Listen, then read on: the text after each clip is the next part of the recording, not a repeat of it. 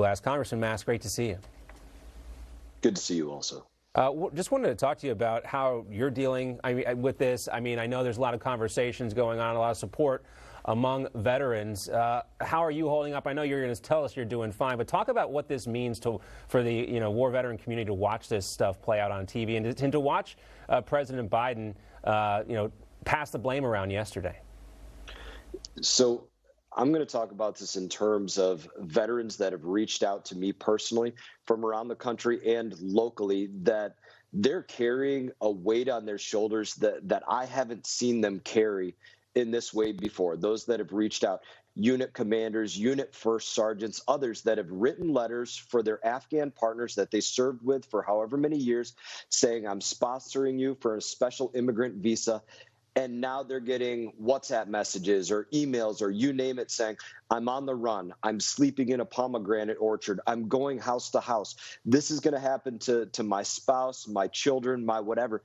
And these veterans are carrying that on their shoulders, that they made that commitment to get them out of there, and they're feeling helpless in this situation. And that is it is a heartbreaking situation to see the way that my brothers are carrying this on their heart. And one thing you've heard the stories. If anyone's been there, you guys have worked hand in hand with some of these Afghans who have given their entire lives for this cause, and to see it all evaporate in just a matter of days.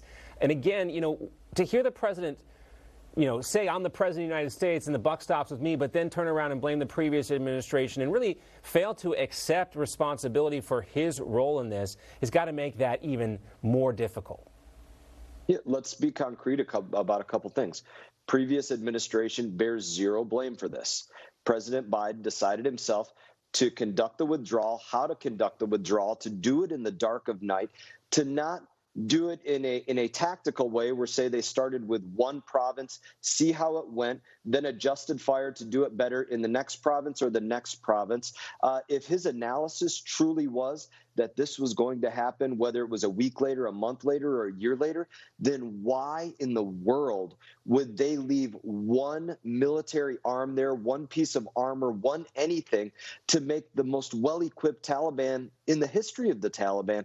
And I'd finish that comment simply off this will go down, I think, in my lifetime as the greatest military blunder in my lifetime's history, and President Biden does not deserve to have the titles of commander or chief anywhere close to his name. There are examples of things that went well with our U.S. military. You can take a look at Nigeria. Special operations, special commands did some stuff down there. You had a country, though, you had a military in Nigeria. They wanted to stand and defend their own country. That necessarily wasn't, we didn't see that from the Afghan people. That's what the president is talking about. But do you support some of these calls for the 25th Amendment? Do you think we need change at the top of the Pentagon? Does Lloyd Austin need to step down? Does Jake Sullivan need to step down? Is it time to call for people's jobs? The time to call for people's jobs, to include the president. And there's a host of other reasons outside of what's going on in Afghanistan most immediately. Let's layer something else upon Afghanistan.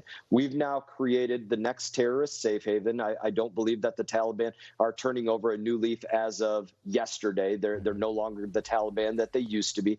And let's layer that on top of open American southern border. Those two things obviously don't go very well hand in hand. So yes, we need to see those resignations, both for domestic policy and foreign policy purposes. But in this situation, you have to go out there and say, how do you still fix what is going on right now? And there is ongoing missions to get U.S. assets, yep, U.S. allies, and the alike out of Afghanistan. It's an extremely dangerous situation. We don't have the right people in the fight for it. I'm not talking about the Marines. I'm talking about those on top. Absolutely, and the 82nd Airborne as well. And, it's just a kind of a completely discordant situation where you have the president talking about doing the right thing and ending the war, but sending more troops back into Afghanistan to deal with the reality of the situation right now. Congressman Brian Mast, thank you so much.